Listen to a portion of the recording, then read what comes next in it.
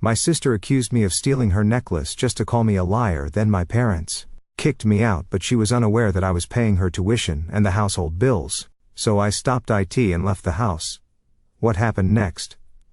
I'm Rebecca Martinez, 2008. And until last month, I thought family meant having each other's backs no matter what. Then my sister Olivia accused me of stealing her $8,000 necklace, and my parents believed her without question. My dad's words still ring in my ears. Get out of my house if you're going to lie to our faces. Little did they know, I'd been silently paying for their mortgage, utilities, and yes, Olivia's entire college tuition. Growing up as the eldest daughter in the Martinez family came with its own set of expectations. My parents, Miguel and Ana Martinez, always emphasized the importance of family loyalty above all else. Family is forever, my dad would say over Sunday dinners. When everything else falls away, blood remains. Those words became my mantra through childhood and early adulthood, shaping every decision I made. Our family of 4 lived in a modest suburban home in Connecticut that my parents had purchased during better financial times. Dad owned a construction company that had once been thriving, employing 15 people at its peak. Mom worked as an administrative assistant at the local high school, bringing in a steady but modest income. We weren't wealthy, but we were comfortable enough that I never worried about basics growing up. Everything changed during the 2008 recession. Dad's business took a devastating hit when several major clients went bankrupt, owing him hundreds of thousands of dollars. Within 18 months, he had to lay off all his employees and eventually file for bankruptcy himself. The shame of failure weighed heavily on him. And though he found work as a foreman for another company, his income was cut by more than half. As if financial disaster wasn't enough, Mom was diagnosed with rheumatoid arthritis that same year.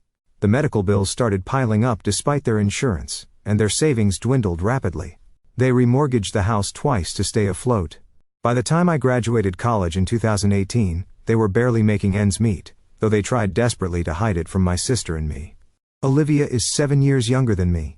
While I witnessed our family's financial decline and understood the gravity of our situation, she remained largely sheltered from these realities. My parents, especially Dad, were determined that at least one of their daughters would have a normal childhood. This meant that while I got used textbooks and worked part-time jobs throughout high school and college, Olivia continued getting new clothes, the latest phone models, and even a car for her 16th birthday. I never resented my sister for this. It wasn't her fault that our parents chose to shield her from financial reality, but it did create a fundamental difference in how we viewed money and responsibility. Where I became thrifty and self-reliant, Olivia developed expectations that her needs and wants would always be met without much effort on her part. After graduating with a degree in computer science, I was fortunate to land a job at a growing tech company. My starting salary was decent, and I quickly proved my value, earning 3 promotions in as many years. By 25, I was making 6 figures as a senior developer with stock options that added substantially to my net worth. I bought a small but modern apartment just 20 minutes from my parents' home, and established myself as financially independent. It was during a casual visit home 3 years ago that I discovered just how dire my parents' financial situation had become. While Mom and Olivia were out shopping, Dad received a call that he took in the garage. Curious about his hushed tone, I quietly followed and overheard him pleading with the mortgage company for an extension on their late payment. After he hung up, I found him sitting in his old pickup truck, head in hands, crying silently. That moment changed everything. When I confronted him, his pride initially made him defensive, but eventually the truth came out. They were 3 months behind on their mortgage. Mom's medical bills had created substantial debt, and they had been using credit cards to cover basic expenses for months. The final blow was Olivia's college acceptance to an expensive private university, with a $45,000 annual tuition. They had promised her they would cover it, unwilling to disappoint her or admit they couldn't afford it. That night, I made a decision that would alter our family dynamics forever. Though none of us realized it at the time, I offered to help temporarily with some bills until they got back on their feet. Dad reluctantly agreed, but with one condition: Olivia must never know. It would crush her to learn we're struggling, he insisted. And your mother would be humiliated if the neighbors found out we needed help from our daughter. What started as helping with some bills quickly expanded. Within 6 months, I was paying their entire mortgage, all utilities, property taxes, and most of Mom's medical expenses. When Olivia started college, I took on her full tuition payments as well. All told, I was contributing over $70,000 annually to keep my family afloat, nearly 2/3 of my take-home pay. Despite living 20 minutes away in my own apartment, I visited at least twice weekly, bringing groceries that I claimed were on sale or had been extras from work events. I helped Dad with house repairs on weekends, drove Mom to medical appointments, and even helped Olivia with her programming homework when she struggled in her introductory CS course. Last Christmas, I watched as my parents gave Olivia the latest MacBook Pro supposedly from them. In reality, I had purchased it as I did most substantial gifts from them over the past few years. Olivia hugged our parents tightly, gushing about how much she loved them while I received a sweater and a gift card. I told myself I didn't mind. Seeing my family happy was enough. For her 20th birthday 2 months ago, my parents wanted to give Olivia something special. She had been dropping hints about an $8,000 white gold and diamond necklace she'd seen at AITA boutique downtown. "It's an investment piece," she had explained over dinner. "Something I'll keep forever, and maybe even pass down someday." Mom looked distraught at the price tag, but Dad promised they'd figure something out. That something was me, of course. When Dad called asking if I could loan them the money, I already knew it wasn't a loan. None of the money I'd given them had ever been repaid, nor did I expect it to be. I transferred the funds that day, and a week later watched Olivia unwrap the blue velvet box at her birthday dinner, squealing with delight as Dad fastened the necklace around her neck. "You're the best parents ever," she declared, admiring her. Reflection. I don't know anyone else whose parents would get them something this amazing. I smiled and took photos of the moment, ignoring the familiar ache in my chest. Part of me hoped that one day they would acknowledge all I had done, that my sacrifices would eventually be recognized and appreciated. That faith in my family's ultimate recognition kept me going, even as the balance in my savings account dwindled, while Olivia's social media filled with photos of spring break trips and shopping sprees, funded indirectly by me. I never imagined that necklace would become the catalyst for destroying the family I had sacrificed so much to preserve. Sunday dinners at my parents' house were sacred tradition. No matter how busy our weeks got, we all made an effort to be there at 6 sharp. Mom would spend the afternoon cooking something special. Dad would open a bottle of wine, and for a few hours, we could pretend we were still the happy, financially stable family we had once been. That particular Sunday started like any other. I arrived early to help Mom prepare her specialty, chicken enchiladas with homemade salsa verde. Dad and Olivia were watching a basketball game in the living room, occasionally cheering or groaning depending on the score. Everything felt normal until halfway through dinner, when Olivia suddenly put down her fork. "Has anyone seen my necklace?" she asked, her hand instinctively touching her bare throat. "The diamond one from my birthday. I was going to wear it tonight but couldn't find it in my jewelry box." "Did you check your dresser?" Mom suggested. "Sometimes you leave things there when you're in a hurry." Olivia shook her head. "I always keep it in the blue velvet box. It's too valuable to leave out." "When was the last time you wore it?" I asked, genuinely concerned. I knew how much that necklace meant to her regardless of who had actually paid for it. "Last weekend at Melissa's party," she replied. "I definitely put it back in its box when I came home." Dad's brow furrowed. "Are you sure? You were pretty tipsy when you got back from that party." "I wasn't that drunk," Olivia protested. "And I specifically remember putting it away because I was worried about losing it." Dinner was temporarily abandoned as we all helped search for the missing necklace. I followed Olivia to her bedroom, helping her check every drawer and surface. We looked under the bed, in pockets of clothing, and even in the bathroom where she might have taken it off while getting ready. The more we searched without finding it, the more agitated Olivia became. "I don't understand," she muttered, growing increasingly frustrated. "It should be here." As the search expanded to the rest of the house, I noticed a subtle shift in the atmosphere. Olivia's eyes followed me when I entered rooms. When I offered to check the laundry room, she quickly said she'd already looked there, though I knew she hadn't. Small moments of tension began building, like static electricity before a storm. We returned to the dining table after an hour of fruitless searching. The enchiladas had gone cold, but we reheated plates in the microwave and tried to salvage dinner. The conversation was stilted with Olivia unusually quiet. "You were in my room earlier today, weren't you, Rebecca?" she suddenly asked, her voice carrying an edge I hadn't heard before. I paused mid-bite, confused. "What?" "No. I came straight to the kitchen when I arrived. I thought I saw you coming out when I was heading upstairs. I went up to use the bathroom once, but I didn't go in your room," I explained, increasingly uncomfortable with her tone. Mom shifted in her seat. Dad glanced between us, his expression unreadable. "That's strange," Olivia continued, "because my door was open when I got back upstairs and I always close it.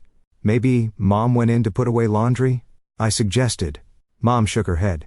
No, I didn't do laundry today.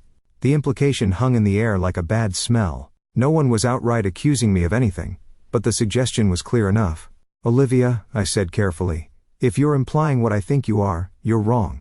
I had absolutely no reason to go into your room, and I definitely didn't take your necklace.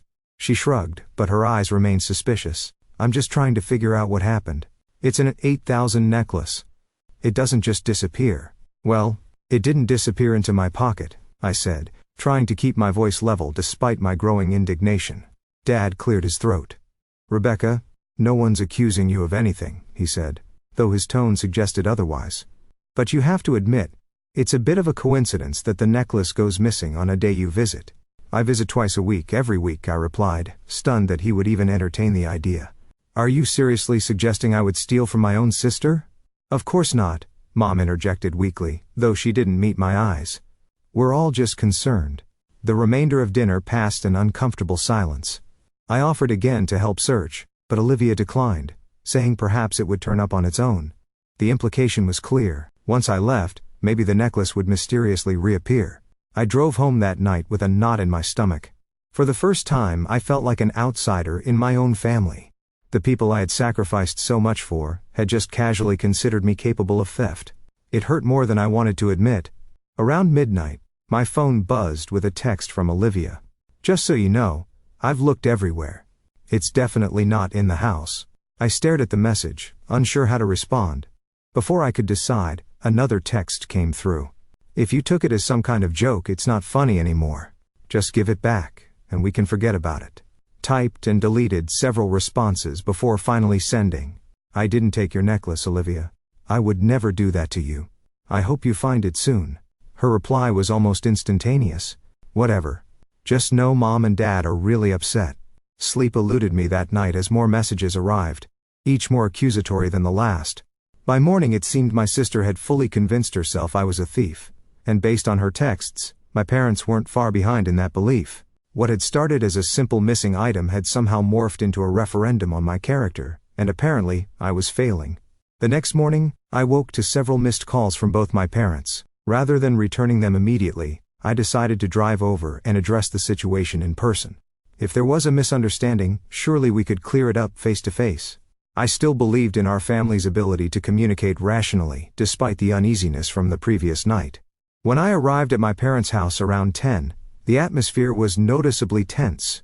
Mom was washing dishes with unusual vigor, barely acknowledging my greeting. Dad sat at the kitchen table, his face grim and newspaper untouched beside his coffee. Where's Olivia? I asked, trying to sound casual. Upstairs, Dad replied curtly. She's been turning her room upside down all morning looking for that necklace. I took a deep breath. Look, I understand everyone's upset, but I need to make it absolutely clear that I had nothing to do with its disappearance. Before Dad could respond, Olivia appeared in the doorway, her expression a mixture of anger and what looked almost like triumph. Then how do you explain this? She demanded, holding up her empty blue velvet jewelry box. I found it in your old bedroom, shoved under the bookshelf. I stared at her, genuinely confused. That's impossible. I haven't been in that room in weeks. Well, the box didn't walk there on its own, Dad said, standing up.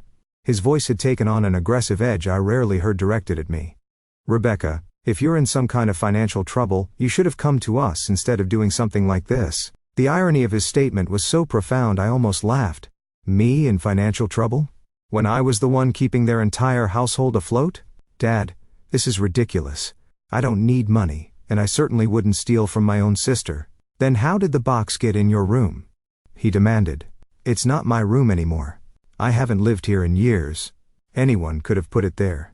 Including Olivia, I added, the implication clear. Olivia gasped, dramatically. Are you saying I planted it? Why would I do that? Mom finally turned from the sink. Please. Let's not fight. I'm sure there's an explanation. Yes, there is, Dad said, his voice rising. The explanation is that someone took that necklace, and the evidence points to Rebecca. I felt my face flush with anger and hurt. What evidence? An empty box that could have been placed by anyone? That's not evidence, that's a setup. Why would anyone want to set you up? Dad challenged. I don't know. Why would I want to steal a necklace when I make more than enough money to buy my own if I wanted one? Throughout this heated exchange, I noticed something odd about Olivia's behavior. While she appeared distressed when my parents were looking at her, I caught a different expression when their attention was elsewhere. A slight curl of satisfaction at the corner of her mouth quickly masked when she realized I was watching. "Let's check the security camera," I suggested. My parents had installed a basic security system last year with a camera covering the front chapter and driveway. It would show if anyone left the house with something. Dad nodded stiffly, and we gathered around his laptop as he pulled up the footage from the previous day. We watched my arrival at 4, empty-handed except for a bag of groceries. Various angles showed nothing suspicious throughout the evening. And when I left around 9, I carried out only my purse and phone. The footage wasn't particularly high quality, but it was clear enough to see I hadn't taken a distinctive jewelry box. "She could have put it in her purse," Olivia insisted. "My purse isn't big enough to fit that box without being obviously misshapen," I countered. "Maybe you took just the necklace then," she pressed. "It would fit in a pocket." Dad rubbed his temples. "Rebecca, if you needed money you could have sold it. $8,000 would solve a lot of problems." The conversation was becoming increasingly absurd. While they continued speculating about my potential financial motives, my phone buzzed with a payment reminder. Ironically, it was for their mortgage due in 3 days. Out of habit, I authorized the payment right there. $3,000 transferred from my account to cover their housing for another month. No one noticed.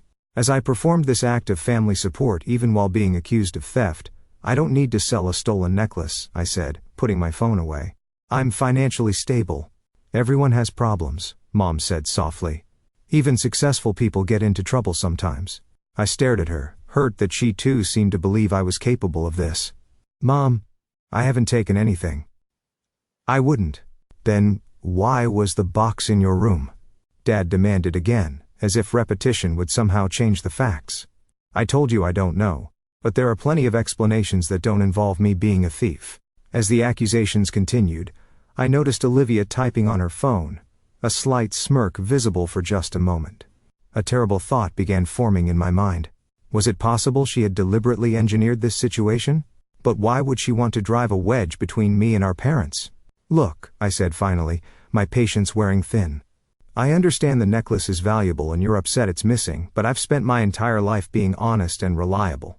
I've always been there for this family. Does it really make sense that I would suddenly decide to steal from you?" Dad's expression hardened. "People change. And sometimes we don't know someone as well as we think we do." Those words cut deeper than he could possibly know. After everything I had sacrificed, after all the support I had provided without recognition or thanks, my character was being questioned based on nothing but circumstantial evidence, and my sister's accusations. "I think you should leave until we figure this out," Dad said finally. "Your mother is upset, and your presence is just making everything worse." I looked to Mom for support, but she averted her eyes, silently accepting Dad's decision. Olivia stood in the background, and for a split second, I caught that expression again.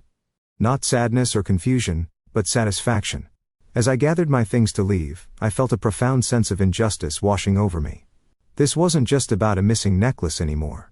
It was about trust, respect, and the painful realization that despite everything I had done, my family would choose to believe the worst of me based on flimsy evidence. Walking to my car, I noticed Olivia watching from her bedroom window. Our eyes met briefly, and in that moment, I knew with absolute certainty. This was no misunderstanding. Something more calculated was at play. Though I couldn't yet grasp why my own sister would want to destroy my relationship with our parents. 3 days passed with minimal communication from my family. Mom sent a few non-committal texts asking how I was doing, carefully avoiding any mention of the necklace. Dad remained silent. Olivia, meanwhile, had apparently been busy sharing her version of events with extended family members. This became painfully clear when I received a call from my Aunt Patricia, Dad's sister, asking if I would come to the house for a family discussion that evening. Her tone was gentle but firm, suggesting attendance wasn't optional if I wanted to remain part of the family. "Everyone wants to resolve this situation," she explained. "Your parents are very upset." "I'm upset too," I replied. "I've been accused of something I didn't do, and no one believes me." "That's why we need to talk," she insisted. 7. "Please be there, Rebecca." I agreed, not because I expected a fair hearing, but because I couldn't bear the thought of being estranged from my family. Despite everything, I still loved them, and desperately wanted to clear my name. When I arrived that evening, the scene that greeted me felt more like an intervention than a family discussion. Dad and Mom sat on the living room couch. Aunt Patricia and Uncle Robert occupied the armchairs.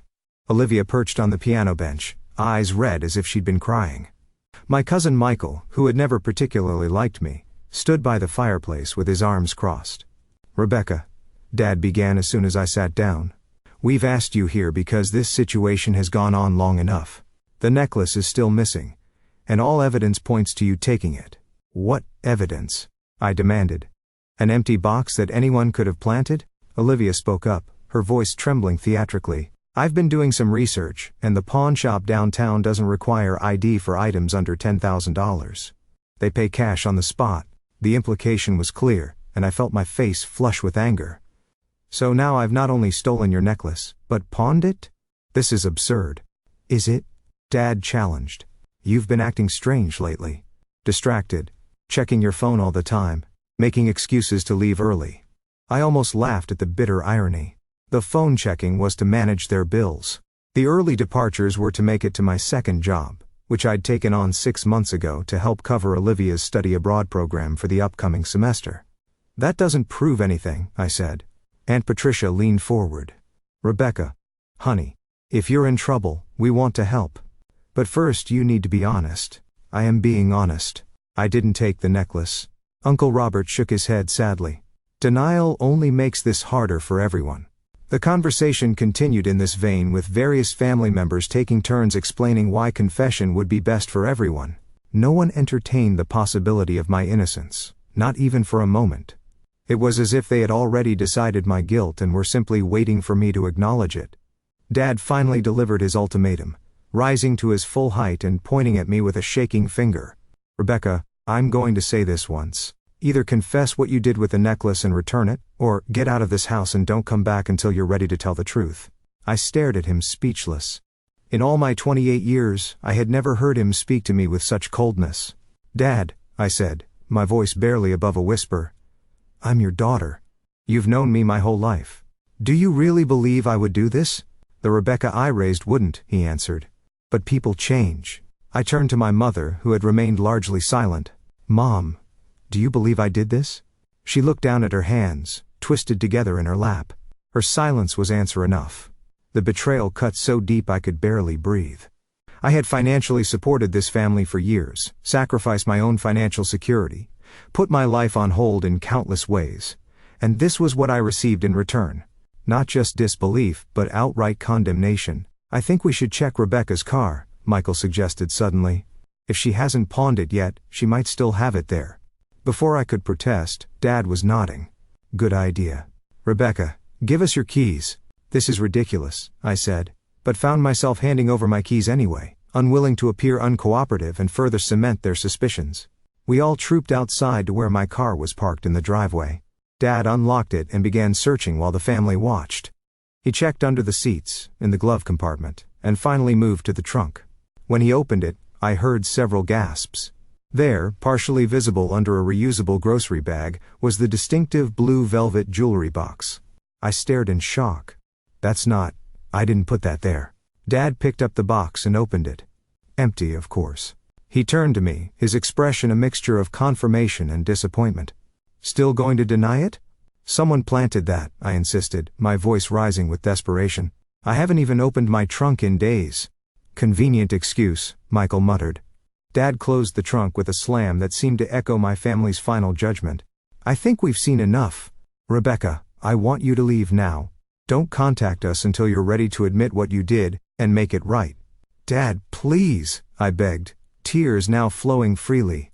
"Someone is setting me up. This isn't fair." "What isn't fair," he said coldly, "is stealing from your own sister and lying to our faces. I raised you better than this." I looked around at the faces of my family members. Some showed anger, others disappointment or sad resignation. Only Olivia's expression seemed odd.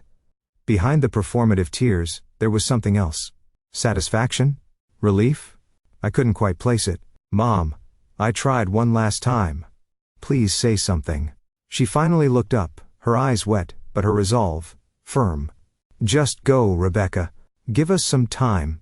Defeated and devastated, I gathered my purse and keys. As I was about to leave, Olivia pulled out her phone to check a notification, and that's when I saw it. In the reflection of her dark phone screen just for an instant before she tilted it away, the unmistakable glint of her diamond necklace, partially visible beneath the collar of her sweater. The realization hit me like a physical blow. She had the necklace all along.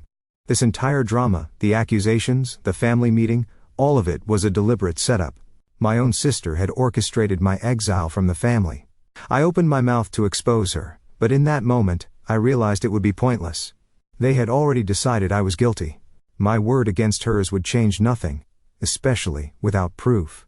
I walked to my car in silence, feeling their eyes on my back. As I drove away from the house I had financially supported for years, tears blurred my vision so badly I had to pull over a block away. Alone in my car, I finally allowed myself to break down completely, sobbing until my throat was raw and my eyes burned. The betrayal was absolute. Not just the false accusation, but the knowledge that my sister had deliberately engineered my downfall, and worse, that my parents, who I had sacrificed so much to support, had chosen to believe the worst of me without a moment's hesitation. When I finally made it back to my apartment, I sat in darkness for hours, replaying every moment of the past few days, trying to understand how my relationship with my family could disintegrate so completely. Around midnight, my phone buzzed with a text from Olivia. "Hope you're happy now. You've upset everyone." The sheer audacity of her message after what she had done crystallized something within me. This wasn't just about a necklace. It was about years of imbalance, of unacknowledged sacrifice, of enabling destructive family dynamics. Something had to change, and it was clear now that I would have to be the one to change it. I woke the next morning feeling oddly calm. The emotional storm of the previous night had passed, leaving behind a clarity I hadn't experienced in years. I made coffee, opened my laptop, and began a systematic review of my financial situation. 4. The first time, I created a comprehensive spreadsheet detailing every dollar I had contributed to my family over the past 3 years. Mortgage payments, $108,000. Utilities, approximately $12,600. Property taxes, $22,500. Mom's medical bills, $47,800. Olivia's tuition and expenses, $151,200. Miscellaneous support, including groceries, car repairs and gifts, roughly $35,000. The grand total made me physically ill, $377,100 over 3 years. More than $250,000, enough for a substantial down payment on a house, enough to have fully funded my retirement accounts, enough to have changed the trajectory of my own financial future. The spreadsheet also revealed uncomfortable truths about my current situation. My savings had dwindled to less than 2 months of living expenses. I had been making minimum payments on my own credit card to free up cash for my family's needs. My $401k contributions had been reduced to capture just the company match, far less than financial advisors recommended for someone my age. In short, I had been sacrificing my own financial health and future security for a family that had just accused me of theft and thrown me out of their lives. Around noon, I called Janet Perez, a financial advisor I had consulted briefly when I first started, earning substantial money. She agreed to see me that afternoon, and I brought my spreadsheet and supporting documentation to her office. "Rebecca," she said after reviewing the numbers, her expression a mixture of concern and disbelief. "This level of financial support is unsustainable. It's admirable that you wanted to help your family, but you've put your own financial security at serious risk." "I know that now," I admitted. "But I need to understand my options going forward. Am I legally obligated to continue any of these payments?" She shook her head firmly. "Absolutely not. Unless you've signed contracts specifically committing to these payments, which I'm guessing you haven't. You have no legal obligation to continue financial support. These were gifts, not legally binding commitments. Even the tuition payments? There's no way they could force me to continue those? The university has a contract with the student, or whoever signed the tuition agreement, not with you as a third-party payer. If you've been making payments directly to the school without signing any documents, you can stop at any time." I felt a weight lifting from my shoulders. "What about the mortgage? My name isn't on it, but I've been making the payments for years." "Same principle applies. The mortgage agreement is between your parents and the bank. Your voluntary payments don't create a legal obligation to continue." To be absolutely certain, I also scheduled a consultation with a lawyer later that afternoon. Attorney William Chen confirmed everything Janet had told me. I had no legal obligation to continue financial support to my family. Any moral obligation, he pointed out gently, had to be weighed against their treatment of me and my own needs. Family financial support is a choice, not a requirement, he explained, especially when there's been a significant breach of trust. Armed with this information, I returned home and began gathering evidence of my financial support. Bank statements, showing transfers to my parents' accounts, records of direct payments to Olivia's university, utility bills in my parents' names with payment confirmations from my accounts. I organized everything chronologically in a binder, creating an irrefutable record of my contributions. As I worked, my phone rang. It was a number I didn't recognize, but I answered anyway, half expecting a collection agency looking for my parents. Instead, I heard a familiar voice. "Rebecca? It's Melissa, Olivia's roommate from freshman year." I hadn't spoken to Melissa in months, though we'd always been friendly. "Hi Melissa. This is unexpected." "Yeah, I know. Look, I overheard something yesterday that I think you should know about." I was at the coffee shop near campus when Olivia came in with some friends. I was in the corner booth, and they didn't see me. My heart began beating faster. "What did you hear?" "She was bragging, Rebecca, about how she'd gotten rid of you." Those were her exact words. "I finally got rid of Rebecca." She was laughing about it, saying now your parents would stop comparing them to you all the time. The confirmation of my suspicions should have hurt, but instead, it fueled my resolve. "Did she mention a necklace?" "Yeah. She said something about hiding it and making it look like you took it." I couldn't hear everything, but it was definitely deliberate. "I always thought you were really nice, so when I heard that, it didn't sit right with me." "Thank you for telling me, Melissa. I really appreciate it." After we hung up, I sat in silence for several minutes, processing this final piece of evidence. My sister's betrayal had been completely intentional, a calculated move to remove me from the family picture, and my parents had been all too willing to believe the worst of me despite years of evidence to the contrary. With newfound determination, I began systematically canceling all automatic payments related to my family. The mortgage payments scheduled for next week, canceled. Utility auto payments, turned off. Olivia's tuition installment for the upcoming semester, withdrawn. For each cancellation, I documented the process and saved confirmation numbers. This wasn't just about cutting financial ties, it was about reclaiming control of my own resources and future. Next, I drafted a formal letter to my family. It was factual and unemotional, detailing the exact financial support I had provided over the years and informing them that effective immediately, all such support was terminated. I included copies of key documents proving my contributions, enough to make the magnitude of my support undeniable without overwhelming them with the full binder of evidence. As I prepared to mail the letter, I hesitated briefly. Was I being too harsh? Would this cause genuine hardship, especially for my mother with her medical needs? I thought of alternatives. I could continue paying just for Mom's medical bills perhaps, or give them a longer runway to adjust their finances. But then I remembered their faces as they accused me of theft, my mother's silent complicity, my father's cold dismissal, and Olivia's satisfied smirk as she orchestrated my family exile while wearing the very necklace she had accused me of stealing. No, I decided. This clean break was necessary, not just for my financial well-being but for my emotional health as well. They had made their choice, choosing to believe Olivia's lies over my lifetime of trustworthiness. Now they would have to live with the consequences of that choice. I sealed the envelope containing the letter and supporting documents, addressed it, and placed it beside my door to mail the next morning. Then I blocked Olivia's number on my phone, though I left my parents' lines open. If they wanted to apologize, I would listen. But I wouldn't subject myself to more accusations or manipulation. That night, I slept better than I had in years. The weight of unacknowledged sacrifice finally lifted from my shoulders. My family had failed me in the most fundamental way, but I would no longer fail myself. 3 days after mailing my letter, the first call came. My father, his voice a mixture of anger and panic. "What the hell is this, Rebecca? Some kind of joke?" "It's not a joke, Dad," I replied calmly. "Everything in that letter is true. I've been supporting this family financially for years, and this is how you've treated me in return." "So this is revenge? Because we called you out about the necklace?" I almost laughed at the absurdity. "This isn't revenge. It's a consequence. You chose to believe I was a thief despite everything you know about me. You threw me out of the house and the family. Why would I continue paying your bills after that? We relied on that money," he shouted. "Yes, you did.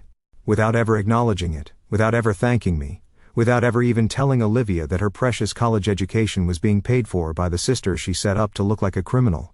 There was a long pause before he spoke again. What do you mean, set up? Olivia had the necklace all along, Dad. I saw it reflected in her phone screen the night you all confronted me. She deliberately hid it and planted the empty box to make me look guilty, and none of you, not one, considered that possibility. Another pause, longer this time.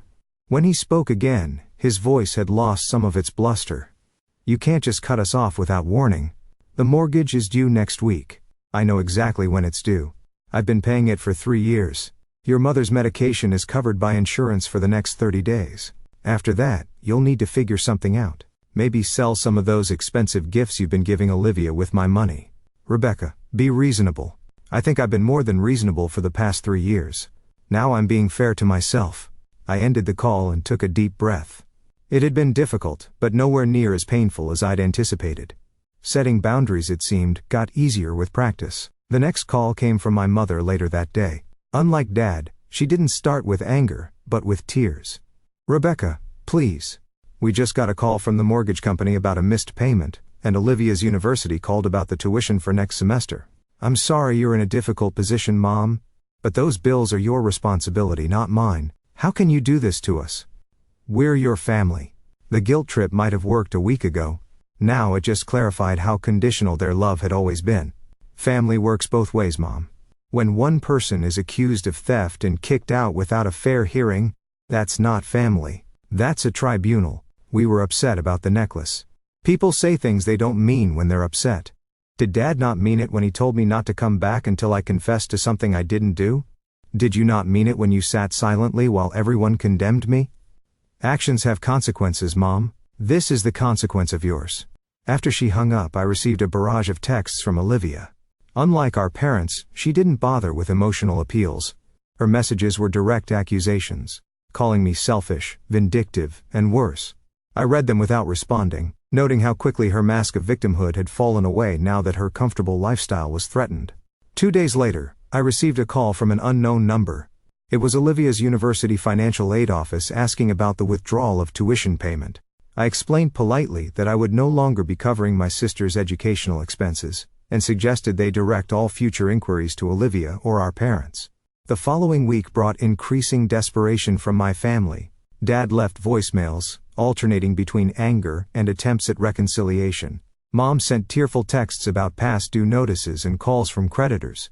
Olivia's messages became increasingly frantic as the reality of her situation sank in. I maintained my boundaries through it all, responding only to direct questions and refusing to engage with emotional manipulation. It wasn't easy. Years of conditioning had taught me to put their needs before my own. To be the family fixer, the reliable one who would always step in during a crisis.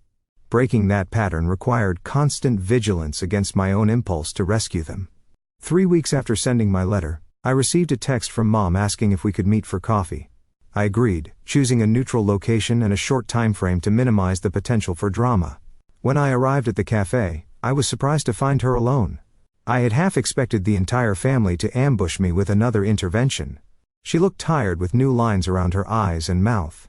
"Thank you for coming," she said as I sat down. "Of course," I replied, keeping my tone neutral. "There's something you should know," she began, her fingers nervously shredding a napkin. "Olivia confessed about the necklace." I nodded, but said nothing. "She had it all along. She said she was jealous of you, of how Dad always talked about how responsible and successful you are. She thought if she could make you look bad, maybe they'd stop comparing her to you all the time." "I know," I said simply. "I saw the necklace reflected in her phone that night at the house." Mom's eyes widened. "You knew? Why didn't you say something? Would anyone have believed me? You had all already decided I was guilty." She looked down, unable to meet my eyes. "We should have trusted you. I should have trusted you." "I'm so sorry, Rebecca." Her apology seemed genuine, but I noticed it came only after Olivia's confession, not from her own realization that she had misjudged me. It also came after weeks of financial hardship, which made its sincerity questionable. "Thank you for telling me," I said carefully. "How are things at home?" She sighed. "Difficult. Your father had to ask for an advance at work to cover the mortgage. Olivia had to drop 2 classes because we couldn't pay the full tuition. She's taken a job at the campus bookstore, but it doesn't pay much. I nodded, acknowledging the information without offering help. The old Rebecca would have immediately stepped in, offered to cover the most urgent bills, fallen back into the familiar role of family savior. But I wasn't that person anymore. And the necklace? I asked. She sold it, Mom admitted. About a week after you left. She needed the money for a spring break trip she'd already committed to. She never expected you to stop paying for everything.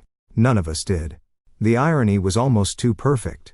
Olivia had accused me of stealing and selling the necklace, then done exactly that herself when financial reality hit. I hope you understand why I had to step back, I said. It wasn't just about the accusation. It was about years of taking my support for granted, of never acknowledging everything I was doing for the family. Mom nodded slowly. Your father found all the payment records, the mortgage, the utilities, Olivia's tuition. We had no idea it was so much. You knew I was helping. You just never asked how much. We should have. I'm truly sorry, Rebecca. Not just for the necklace situation, but for everything, for taking advantage of your generosity for so long. We talked for another hour, more honestly than we had in years. She explained that Dad's pride had prevented him from acknowledging the extent of their financial dependence. I shared how hurt I'd been by their willingness to believe the worst of me. By the time we parted, something had shifted between us. Not forgiveness exactly, but a step toward understanding. That evening, Dad called. His apology was less eloquent than Mom's, but seemed genuine in its awkwardness.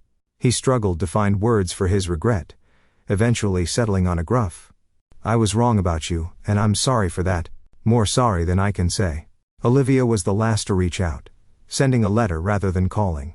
She admitted orchestrating the whole scenario out of jealousy and resentment that had built over years. You were always the perfect one, she wrote. I just wanted them to see you weren't so perfect after all. I never thought it would go so far. I never thought you'd stop paying for everything. Her apology, like our parents, seemed motivated at least partially by financial consequences, rather than genuine remorse. Still, it was a start. A recognition at least of the harm she had caused. In the weeks that followed, our family began the slow, awkward process of redefinition. My parents took full responsibility for their finances for the first time in years. Olivia reduced her course load and worked part-time to contribute to her education. And I maintained my financial independence, rebuilding my savings and focusing on my own future. It wasn't easy. There were slips back into old patterns, attempts at manipulation, moments of resentment on all sides. But gradually, a new dynamic emerged. One based on respect rather than exploitation, on honesty rather than comfortable lies. And through it all, I discovered something unexpected. Strength I didn't know I possessed. The capacity to stand firm in my own worth even when those I loved most tried to diminish it. The courage to demand the respect I deserved. The clarity to recognize that real love doesn't require endless sacrifice without acknowledgement. It was a painful lesson, but perhaps a necessary one for all of us. 6 months have passed since the day my family accused me of theft, and I discovered the true cost of unconditional support. In that time I've rebuilt not just my finances, but my sense of self-worth, and understanding of what healthy relationships should look like. The first few weeks after cutting financial ties with my family were surprisingly liberating. Without the constant drain on my resources, I was able to fully fund my emergency savings account for the first time in years. I increased my 401k contributions to the recommended 15% of my income. I even started researching investment, properties, something that had seemed impossibly distant while supporting 4 adults on one income. But financial recovery was only part of my journey. The emotional wounds inflicted by my family's betrayal ran deeper than I initially realized. 2 months after our confrontation, I started seeing Dr. Lena Thompson, a therapist specializing in family dynamics and boundary setting. What your family did, she told me during our first session, was a form of emotional AITA. They exploited your generosity, took you for granted, and then discarded you based on a false accusation. It's natural to feel grief, anger, and confusion about that experience. With Dr. Thompson's guidance, I began unpacking patterns that had been established long before the necklace incident. How I had been cast as the responsible caretaker from childhood. How my parents had subtly encouraged my sister's dependence, while expecting self-sufficiency from me. How I had derived my sense of worth from being needed, rather than being valued for who I was. People who consistently put others' needs before their own often struggle with feelings of guilt when they start setting boundaries, she explained. Remember that boundaries aren't selfish. They're necessary for healthy relationships. Those words became my mantra on difficult days when doubt crept in. Was I being too harsh?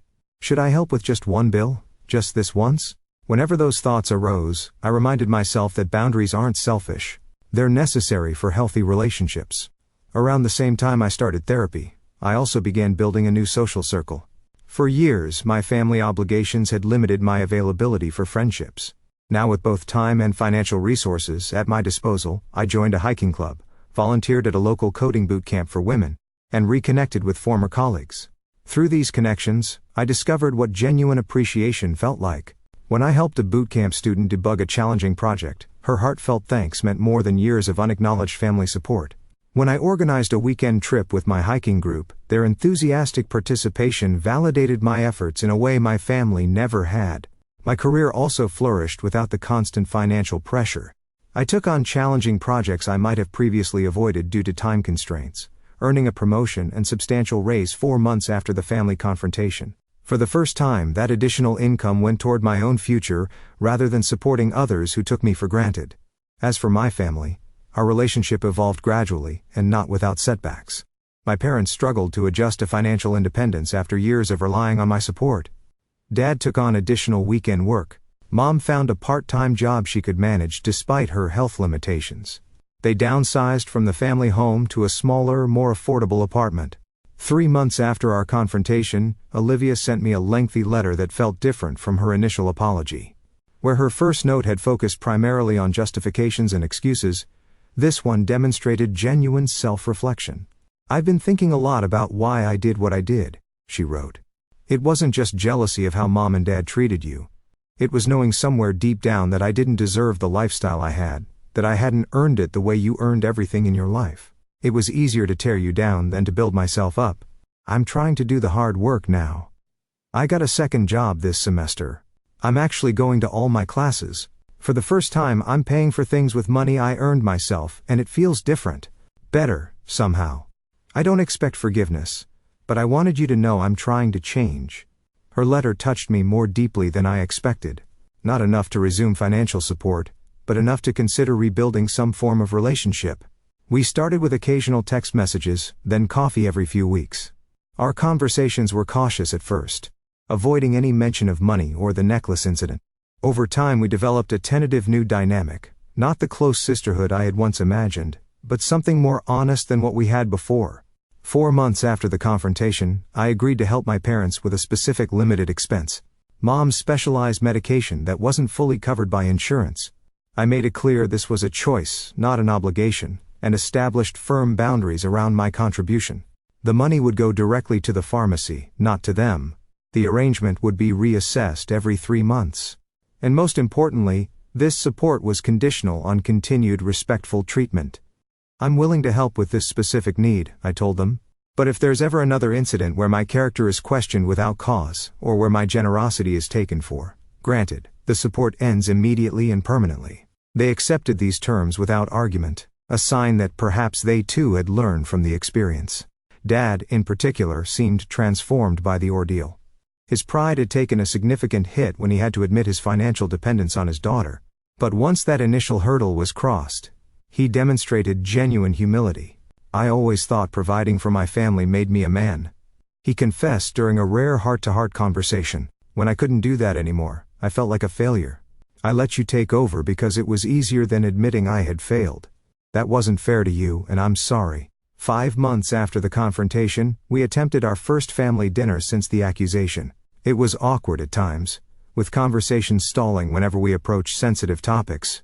But there was also a new authenticity to our interactions. Without the unspoken financial arrangement underlying everything, we were forced to relate to each other simply as people, not as provider and dependents.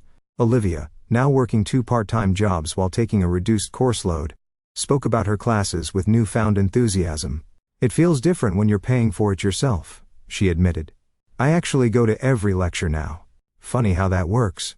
Mom shared updates about her new part-time job at a local florist, where she arranged deliveries and helped with simple bouquets. "It's not much money," she said, "but it feels good to contribute something." Dad talked about the community college courses he was taking to update his construction management skills. "Never too old to learn new tricks," he said with a self-deprecating smile. Should have done this years ago instead of just complaining about how the industry changed. As I listened to them describe their new lives, I felt a complex mixture of emotions, pride in their resilience, sadness for the years wasted in unhealthy patterns, hope for what our relationship might become, and underneath it all, a quiet confidence in my own worth that had been missing before. The journey hasn't been easy for any of us. There have been tense conversations, financial setbacks, moments of resentment on all sides. But through it all, we've moved toward something more honest and balanced than what we had before. Today, as I reflect on everything that's happened, I find myself grateful for the painful lesson that necklace incident taught me. Without it, I might have continued sacrificing my financial future indefinitely, seeking validation that would never come. I might never have discovered my own strength, or learned the crucial difference between supporting others and enabling dependency. The most important thing I've learned is that true family supports each other's growth, not each other's stagnation. Real love doesn't demand constant sacrifice without recognition. And self-respect isn't selfish. It's the foundation upon which all healthy relationships must be built.